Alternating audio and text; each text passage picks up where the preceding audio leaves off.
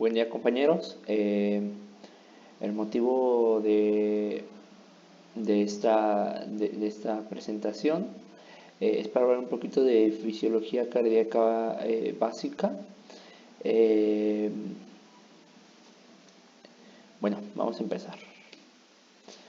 Hablando un poco referente a la anatomía del corazón básico, encontramos 4 cavidades, muy importantemente compuesta por 2 aurículas y 2 ventrículos, ambos divididos por válvulas de aurícula a ventrículo derecho, dividido por la válvula tricuspidia, ¿sí? Y del lado izquierdo por la válvula mitral o bicuspidia. Bien, tenemos las válvulas sigmoideas, las cuales tenemos la pulmonar, en la cual muy importantemente va del ventrículo derecho a pulmones con sangre desoxigenada, y la válvula aórtica, que idealmente va desde el ventrículo izquierdo hacia lo que es la aorta, ya con sangre oxigenada. Bien, muy importantemente tenemos que los tipos de músculo, un músculo principalmente que se dedica a la contractibilidad, bien, donde en aurículas es más delgado, en ventrículos es más grueso, bien, y unidos por, valga la redundancia, uniones comunicantes.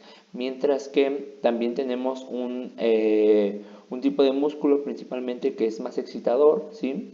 Y conduce mejor estos impulsos eléctricos, principalmente que se basa en ritmo y que lo veremos un poco más adelante.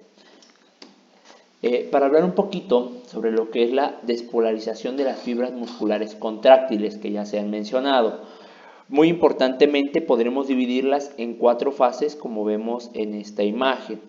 En la fase 0 tenemos una fase de despolarización rápida, en la cual tenemos una apertura de los canales de sodio, ¿bien?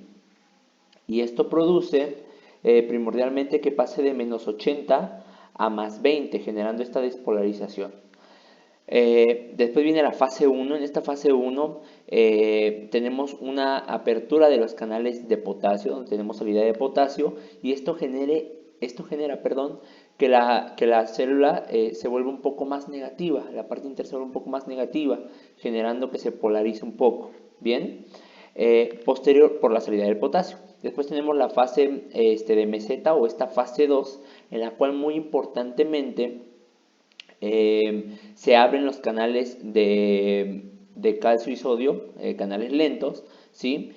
Generando que entre ambos iones a la célula, pero que siga saliendo potasio. Por eso es que se mantiene aquí un poco. Posteriormente se vuelve a polarizar, esto en una fase 3, en la cual muy importantemente estos canales lentos de calcio y sodio se cierran, y los canales de potasio siguen abiertos, generando salida de potasio y generando un potencial un poquito más lento, más polarizado, perdón.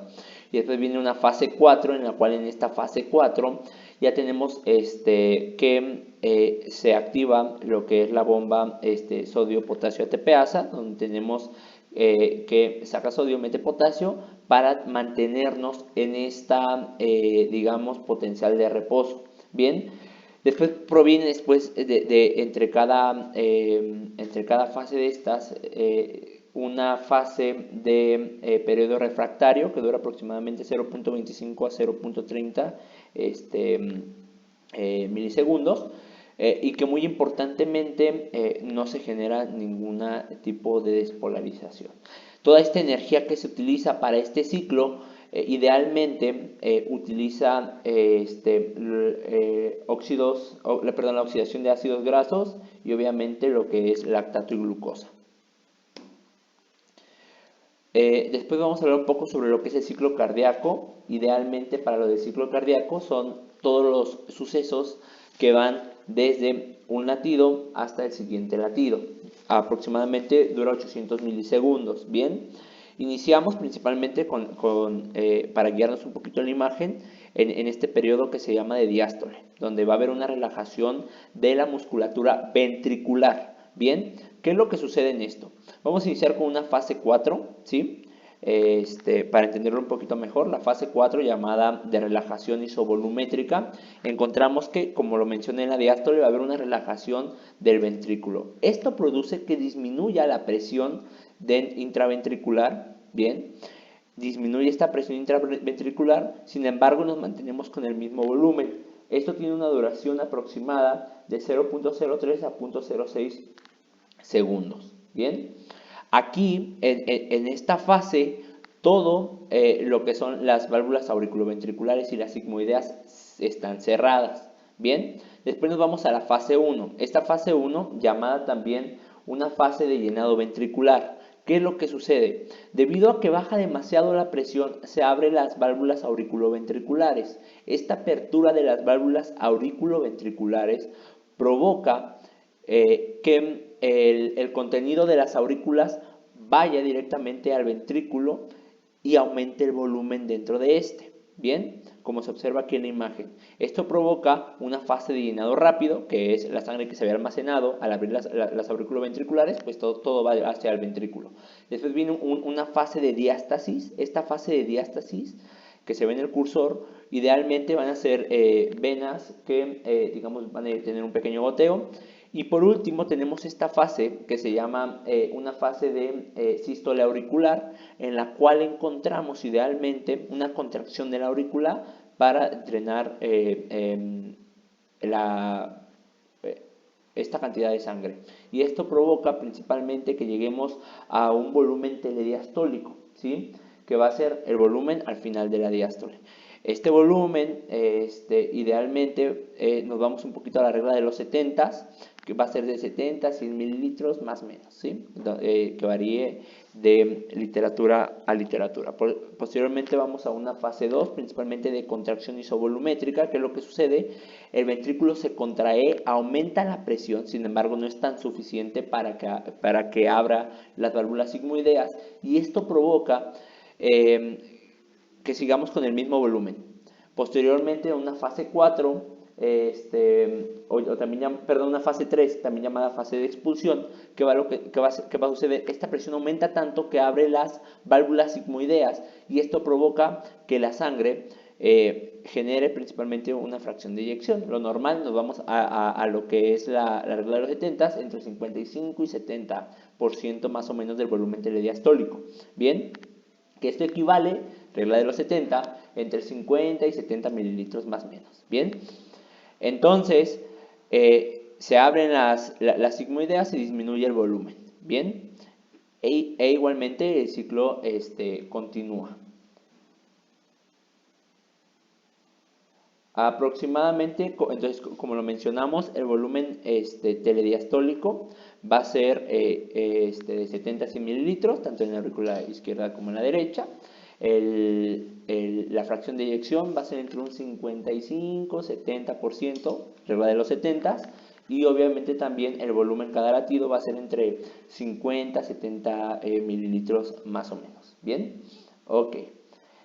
Después nos vamos un poquito a lo que son los rangos, a la estimulación rítmica del corazón.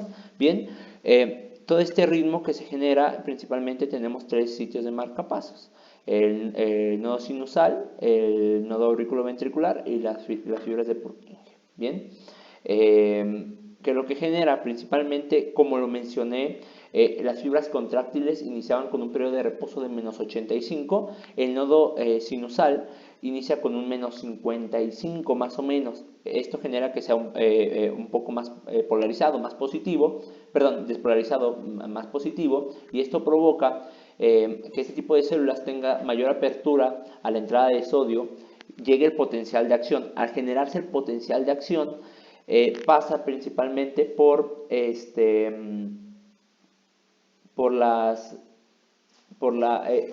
abre los canales lentos de sodio-calcio, ¿sí?, y se genera este potencial de acción. Y ya cuando se necesita volver a polarizar, vamos a tener salida de potasio. Bien, todo este ciclo, toda esta acción o este potencial pasa del nodo sinusal por las vías internodales rápidas. Después va al nodo auriculoventricular, en el cual, muy importantemente, va a haber un retraso de 0.13 segundos. Después pasa por el asa auriculoventricular, que tiene un retraso de 0.3 segundos, y después va por las fibras de Purkinje para que se genere esta acción de contractibilidad. Bueno, esto era, digamos, una clase un poco rápida para hablar un poquito sobre la fisiología básica del corazón. Todo esto basado un poquito en lo que es el manual de preparación para el ENARM, novena edición del curso del doctor Prieto. Si te gustó el video, por favor, darle like. Igual compartir, síguenos en nuestra página de YouTube, visita nuestro blog, nuestra página y bueno, todo este contenido es al final para ustedes y tratar de ayudarles un poco. Muchas gracias.